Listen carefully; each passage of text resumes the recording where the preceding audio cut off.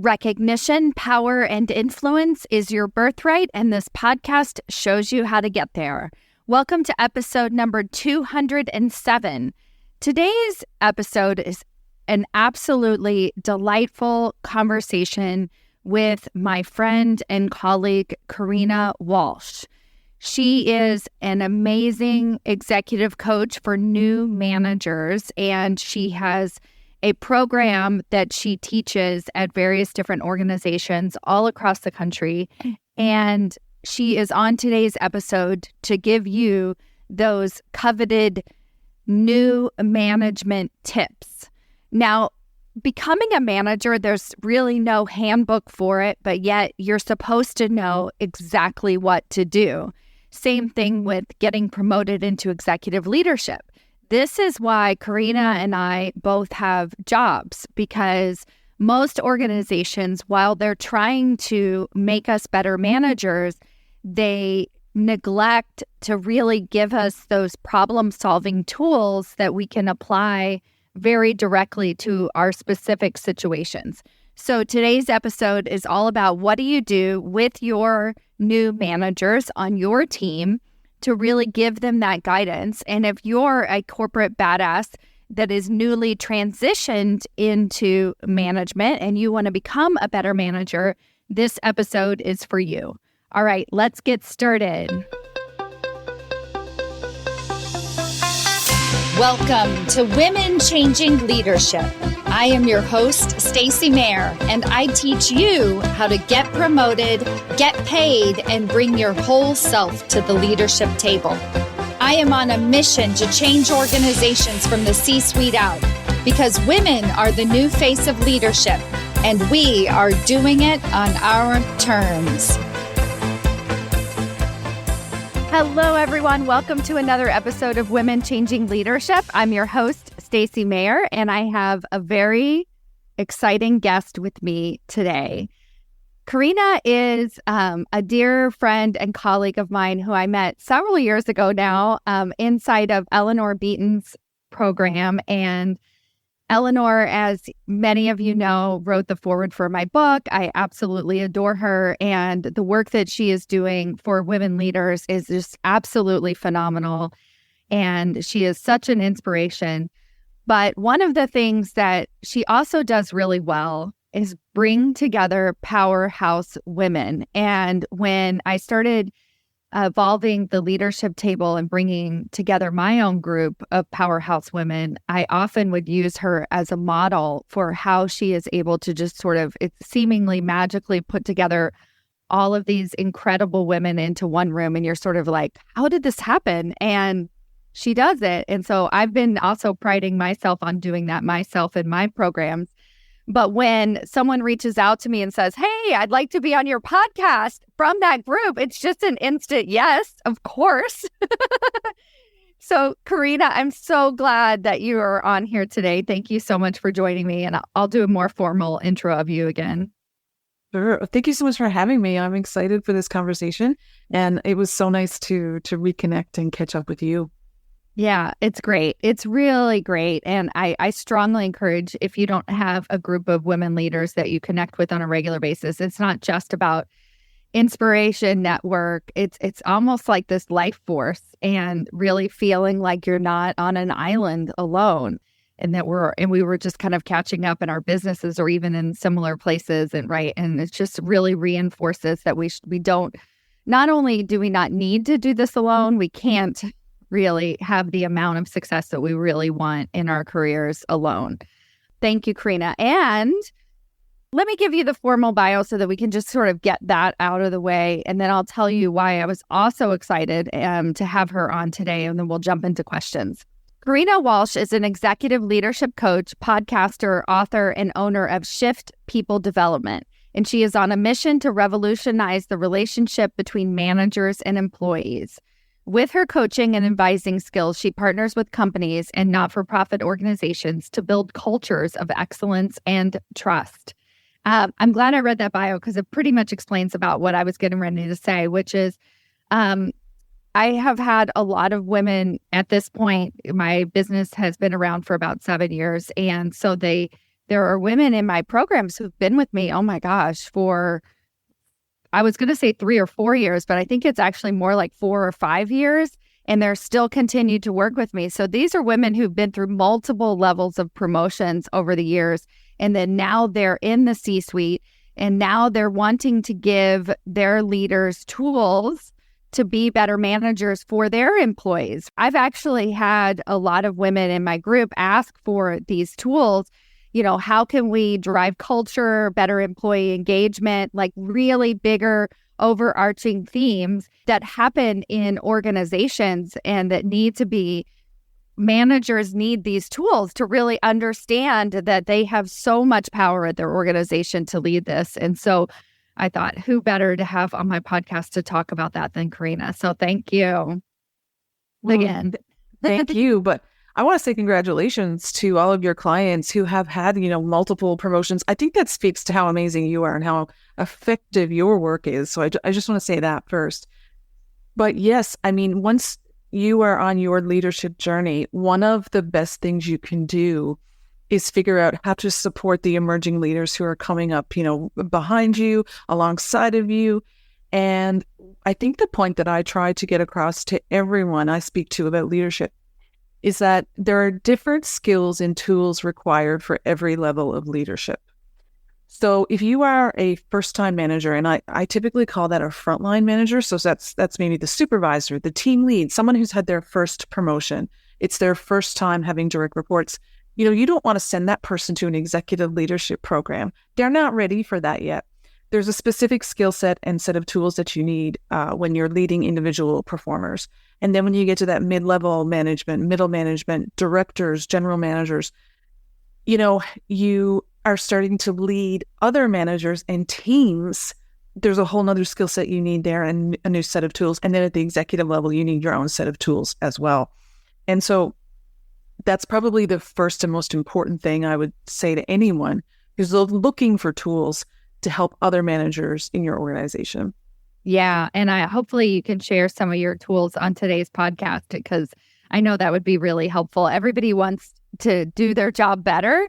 And I think that there is the micro, which is just sort of, how do I get my employees to do things, right? That's like a common theme. How do I motivate? How do I inspire them to do their work better? But then there's the larger theme, which is really, what is the type of leader that I want to be? How do I want to be seen? What roles do I want to model? Because a lot of us don't have role models above us, to really emulate. And so we're kind of making up our own path, yet the culture of the organization dictates something else. And so really finding our way in that bigger picture is also, I'm sure, a huge part of this process as well. Can you speak to that like dichotomy? Absolutely. And that is an interesting paradox that you're bringing up. As you say, we have an idea of who we want to be as a leader, but then what does the organization look for? What are they supporting? And you can find that balance. I won't say it will be easy necessarily, with the right leadership coaching, with the right, as you and I touched on at the beginning of the podcast, having the right group of leaders around you, being in the right circle, you can get that support that you need to strike that balance. And I think, what's so important is when you get into a higher leadership level, director, VP, is making sure you know what the organizational vision is and what the culture is and where the company is going. But I think you can still distill that down to your team members in a way that feels good to you. And that, in order to do that, you have to have a certain level of confidence. You have to be a good communicator. You have to have self-awareness. So that's just some of the skills that you would need if you're going to strike.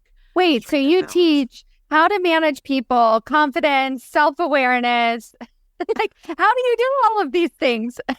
So, the confidence part and the self-awareness part are more so byproducts of learning the skills, the tangible skills. So, for example, a lot of people come up to me and say, I want to be more confident as a manager. And believe it or not, I say, no, you don't.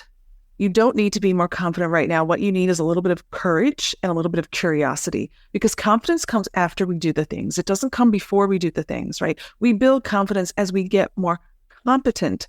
So if you want to build the competence, come to my program. I'm going to teach you how to delegate, how to give feedback effectively in a way that's going to inspire and motivate, not shut the conversation down.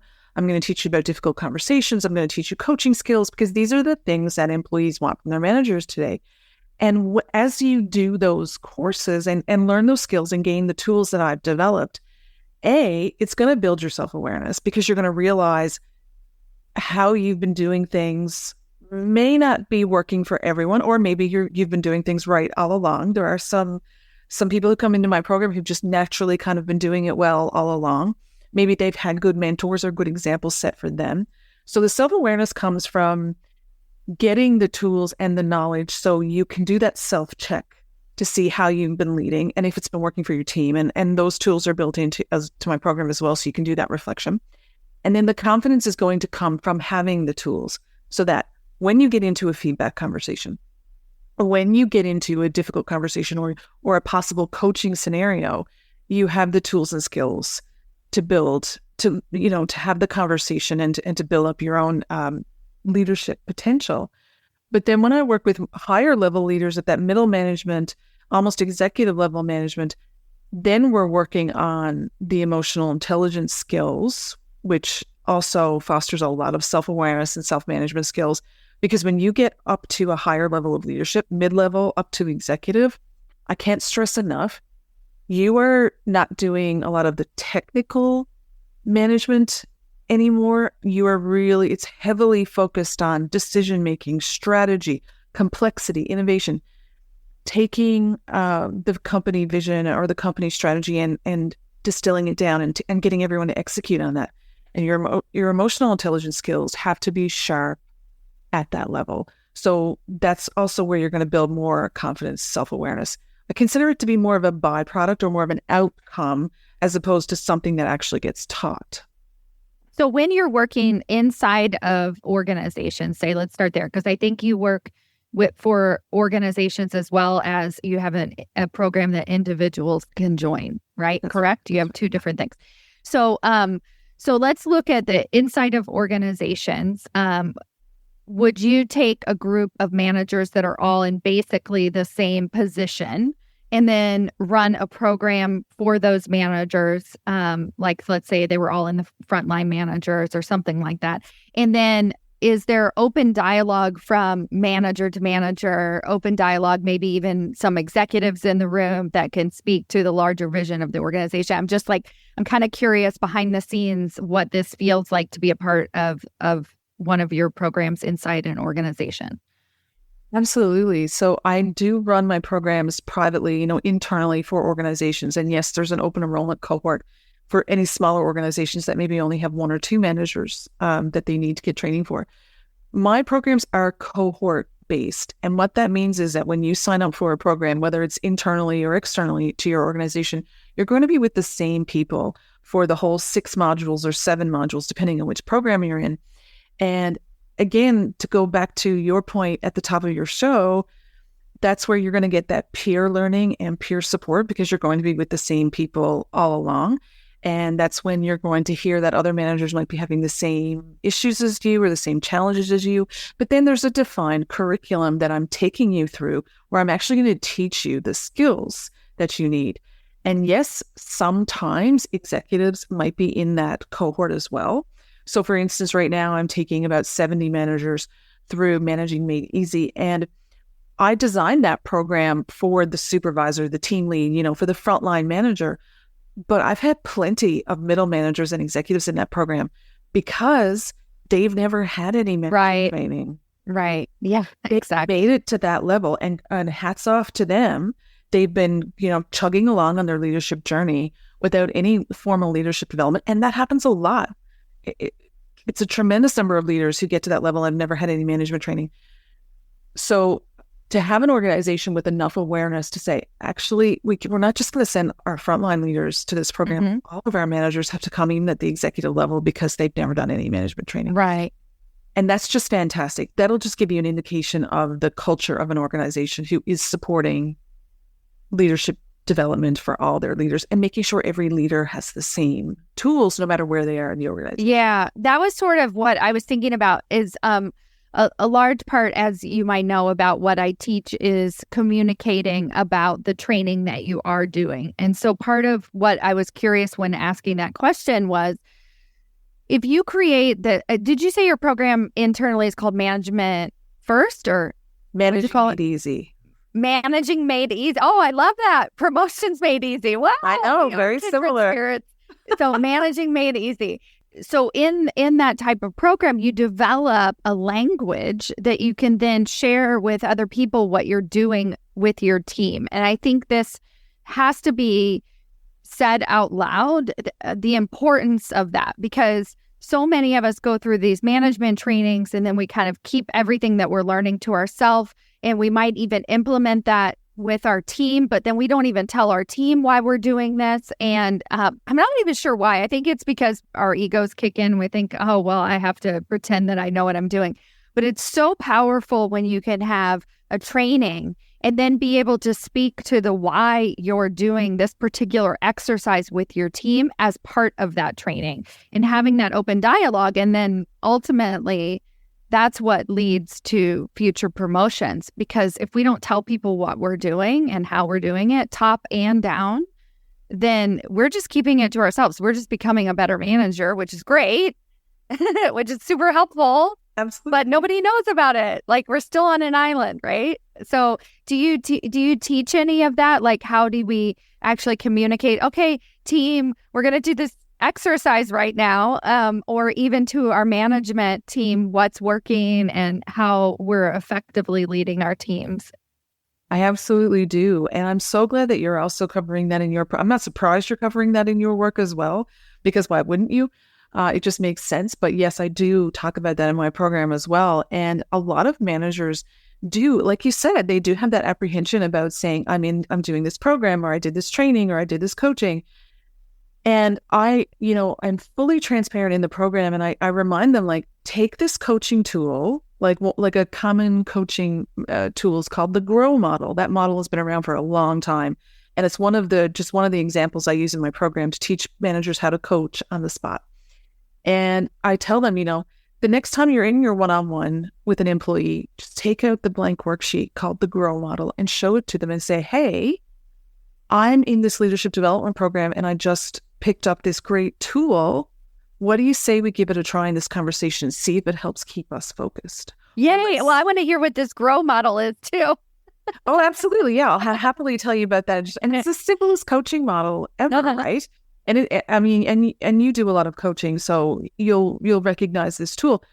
But yes, I'm telling them, like, be transparent that you're in this program with your own employees, because they will see how hard you're trying. You're leading by example. And really, that's the only way to lead anyway. But when you go back to work and you say, I'm in this program, here's what we're going to try today, you're leading by example. You're taking chances. And the managers who come to my program are so amazing and they have such great success. I often don't really have to tell them to go back and tell everyone else in the company about the program. They often just do it anyway and say, hey, you know what? I've learned how to communicate in this way, or you have the feedback conversations. I can see that the entire organization needs this. Let's get every manager in this program. Oh, cool. Yeah, totally. Yeah, and we're going to learn about the GROW model or any sort of model. You can decide what you want to teach us today. But the importance of letting executive leadership know that you are in development programs is also key, because it says that you take your role very seriously and you want to be better at it, right? And so it's always mad respect at the top if you're talking about the different tools that you're learning and using, and you just start to become this investigator of leadership, right? Because you would actually, when you're a subject matter expert, you do the same thing all the time. You talk about how you learned how to code, or you talk about what you're doing in whatever field that you're in, and you talk about your expertise in that way. But when we can start to talk about our leadership in that way as well, it's the same, right? It's something that we have to learn, and it's something that not many of us are taught, and we have to go out and find these tools, piece them together for ourselves. And if we're lucky enough, we can join Corina's program and learn that from scratch, right? But I just think that communicating about what you're doing, I call it very specific, like showing your work, like what it is that you're doing, is just a huge part of this. So let's move into a practical tool that maybe some of my leaders can take away to do, I guess, with their teams. Absolutely. Yeah. So I'll start with maybe feedback and then move into the coaching, the grow model that I just mentioned. So it's the simplest, most effective thing you can ever do as a manager, if you are giving feedback, especially if it's constructive feedback, which people don't usually have a problem with positive feedback and, what you're doing well. But if you end up in that conversation where you have to point out that someone made a mistake or someone could be doing better in this area, the simple method is just simply called, giving them the why. So context. As adults, we need a lot of context, or we appreciate a lot of context. And, you're a parent, and when our kids were little and they didn't quite have the full communication tools yet, you remember your child would say, but why, when they didn't understand something. And as adults, we can't walk around and say, but why, because that would get super annoying super fast. So give your employees the context they need and the information they need to understand why you're telling them the information that you're telling them. So if I were to give you feedback on something, I would say, Stace, I would give you the constructive feedback, like direct, and I would follow it up with the why. And I would say, Stacy, I'm giving you this feedback because I know how important your career is to you, and you wouldn't want something small like this to get in the way of your career growth. Mm-hmm. Make the why is something that's important to them, and make it something actionable that they can take away and actually use to improve their career. That's the simplest way. Just make sure that somebody understands why you're giving them the feedback, because if you don't do that, someone might walk away, the employee might walk away thinking they're just picking on me. My manager's just being nitpicky. Or, okay, that's fine, I can change that, but I have no idea why. I don't know the context. I don't know the motivation behind this feedback. And they're much less likely to use the information that you're giving them to improve their performance. I think the biggest thing that people feel is that they're in trouble. And so the why is like our default why is that we're being reprimanded. Mm-hmm. And, it's like automatically this instinct of the given why is like, I'm in trouble. And then what does that mean? And does that mean I need to fix this by Saturday or I'll get fired? Does that mean that it's not really that big a deal? And then what happens next is we get defensive and we're like, oh, I didn't really need this job anyway. They're like, wait, all I was trying to do was give you this simple tool. I totally agree with you. If we don't start out with that and we don't explain to them that you can imagine everybody's brains go a bit haywire in the wrong directions, especially when receiving constructive feedback. It's really hard.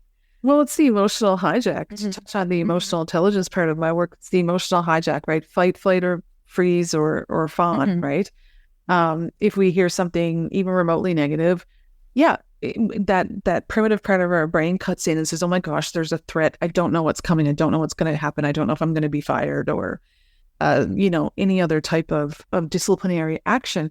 So for me, constructive feedback is a natural career growth tool. We all need it. We can't move ahead without that feedback. But it should be coming from an altruistic, perspective, where I'm going to give you this feedback so it can help you grow your career, not from a place of punishment, blame, mm-hmm. shame. Very hard to come back from constructive feedback that's coming from a place like that. And it's really going to tear down your relationship with your employees. Yeah.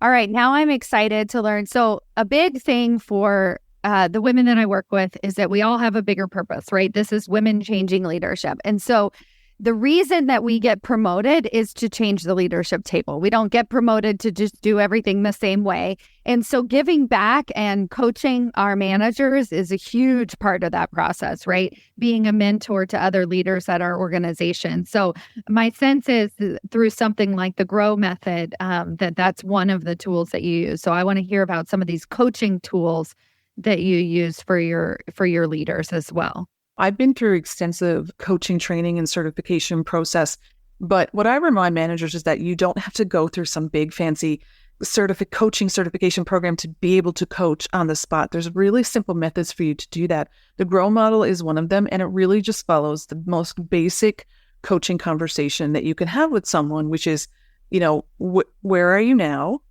right? Where do you want to be? How might you get there? And what might get in your way? And if you follow that four question or 4-step pattern, you're coaching. You don't have to overthink it. You don't have to have some big convoluted question, deep pondering, question. And so the GROW model, G stands for goal, which is what are you trying to achieve? Where are you trying to go here? It usually comes after, like using something like the GROW model usually comes after someone's been given some feedback or someone's been run into a challenge, or they're just not happy. Like, for instance, you might have an employee come to you and say, you know what, I've outgrown this role. I'm getting a little bored now. The GROW model would be a fantastic tool to whip out in that moment. Say, okay, what are your goals? Where do you think you want to go?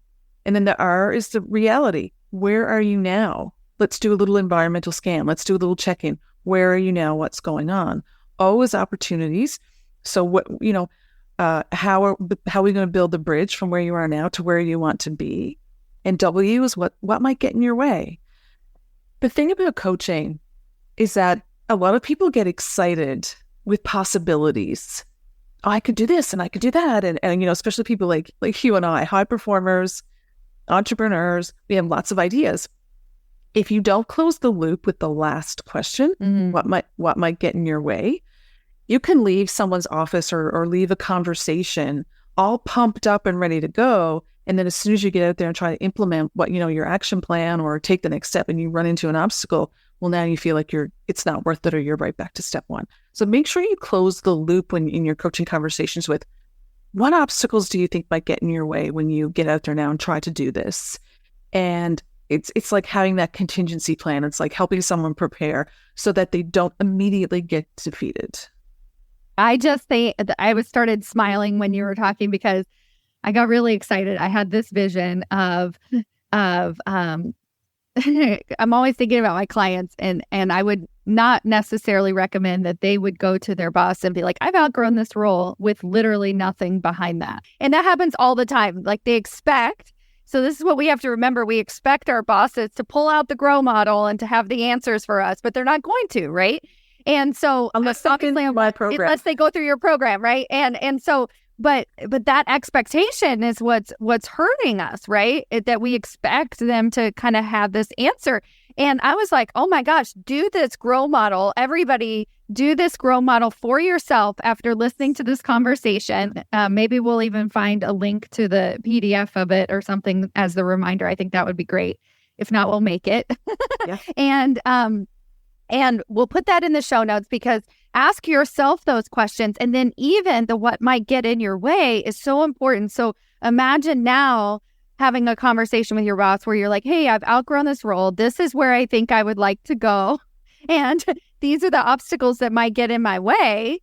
Oh my God, that is such a rich conversation. Now, ding, ding, ding. When you become a manager, I bet you top down, you're going to be doing that with your employees, right? That's going to become your new normal. So I just think that's brilliant. I love how you just did a flip it and reverse it, right? But no, I do encourage the managers in my program to self-coach, essentially is what that is, right? Self-coaching, you can use the GROW model on yourself, absolutely.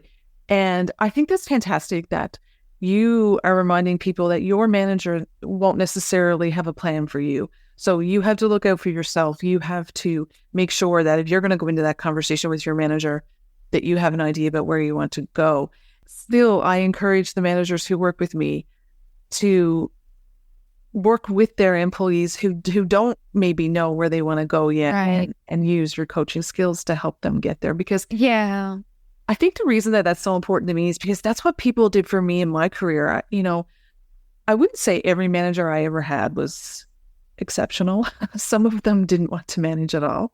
But occasionally I did get the opportunity to work with a manager who saw something in me that I didn't see in myself. And I want to create more managers like that. So that's one of the reasons why I make sure that I have that in my program, to make sure that I'm sending managers back to the workforce who can help an employee see a little more in themselves, Yeah, totally. It's so good. So do you have any success stories that you'd be willing to share? Any surprises where managers were like, whoa, that was really fun. I did this thing, and I could just see the confidence growing as a result. Absolutely. I have a ton of success stories, and I don't necessarily always get to hear the details of how something, went down when a manager gets back to work. But I think, the transformation that I see is first-time managers who maybe have run into a few obstacles. Maybe they tried to have a feedback conversation and it didn't quite go so well, and their confidence is feeling a little down. And they come to the program, they learn the skills, and now they go back and try. They have a willingness to try it again because now they know they have the foundation that they need to do these things well. And I've received messages from participants who told me, like, after maybe about 6 months after attending my program, they're now getting messages from other managers who see them and see how they're managing and telling them that they have the dream team now. Your team is the dream team, and I want to manage like you.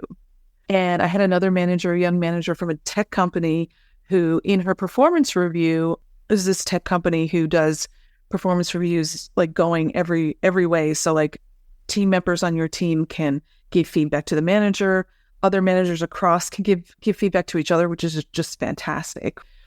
And so this one particular manager, in her performance review, she had received feedback from an employee saying, "You're the best manager I ever had." And is that coming from one thing that they did? It's more about, I think, the level of awareness and the level of caring and empathy that gets built up over time when you have the skills and tools you need to communicate with your team and look out for your team and have those coaching conversations. So I think it's a combination of everything that they're learning that just makes them the type of manager that cares more about their team and knows how to communicate that. Why do you personally feel motivated to have a seat at the table? Why do you do this work? You can imagine that this work is deeply personal for me. And, when in my career, because of course I had an entire career before I left to start my own business. Before in my career, when I was working for someone else, I was always looking for a place to work that had the kind of workplace culture I was looking for, supportive workplace culture where they understood employee engagement. They understood what it meant, to support their people. And unfortunately, I never found it. I did work with some great managers, but a lot of the managers I worked with clearly were not equipped for their role. They were either severe micromanagers, which we know what that is, but some of them were actually pretty severe macro managers, meaning they didn't manage enough.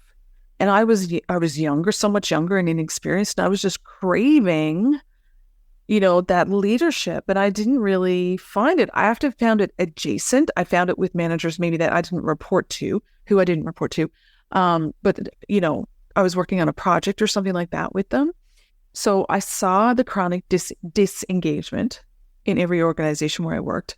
I saw a lot of disengagement with managers themselves because they were not equipped for the roles that they were in. They were promoted typically for technical reasons and were never given the skills and tools that they needed.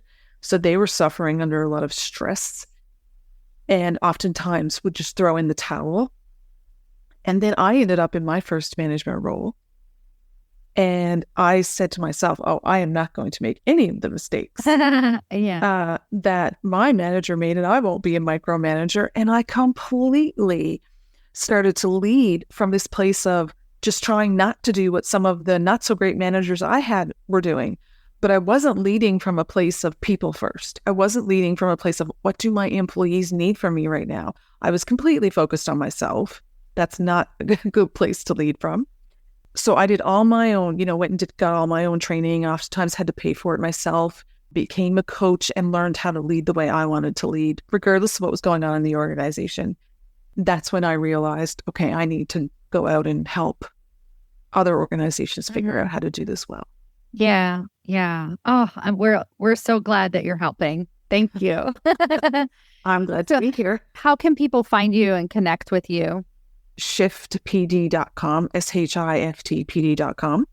That would be the best place, especially if you want to go to my resources page and download any of my free tools. And I have a full guide. I have a first 90 days guide if you're a brand new manager. I have a leadership journey guide, which will tell you what skills you need at every level of leadership, as well as some links to my own podcast episodes. And LinkedIn, my best stuff, like most practical stuff, useful stuff, goes on LinkedIn. LinkedIn is where I spend most of my time, so that would be a good place to connect as well. As we head out here, any final words of advice for managers who want to engage more with their employees and also get recognition along the way? What kinds of words of advice would you have for them? Yeah, I would say that, especially if people, who are following you and listening to you and your past clients are very concerned with moving along on their leadership journey, maybe getting that next promotion, I would say make sure you're keeping your finger on the pulse of what employees want. Want from their manager, and want from their leaders. Always go back to the source. And the source is your employees. Go back to them. Don't lead according to the trends. Don't lead according to the clickbait. Go back to your employees and say, what do you need right now from your leader? And today's employee wants a manager who cares for them, who's going to coach them, and who's going to invest in them. And millennials, we know like 40% of millennials will leave a job or leave a company that isn't investing in them. Right. So, and then let your executives know, or whoever you report to, let them know that you're keeping your finger on the pulse. Yes, of exactly. What employees need, because that is what is going to help any organization attract and retain top talent, which is a key factor for a lot of organizations. Yes. So good, Corina. Thank you so much. Everybody connect with her, follow her on LinkedIn. Yeah, and I just can't wait to see where this takes the leaders who are listening today. Thank you. Thank you so much for having me. I'm excited.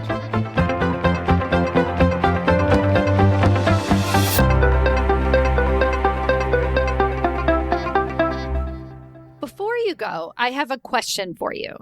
Do you know how close you are to your next promotion? Really? Not what your boss has told you, not what you even believe to be true, but have you actually taken the time to sit down, take an assessment, review the 5 categories that it takes to get promoted into senior executive leadership positions, and decided where you fall in each category, and given yourself a ranking on a scale of 1 to 10 of how close you are to getting your next promotion? Have you done this?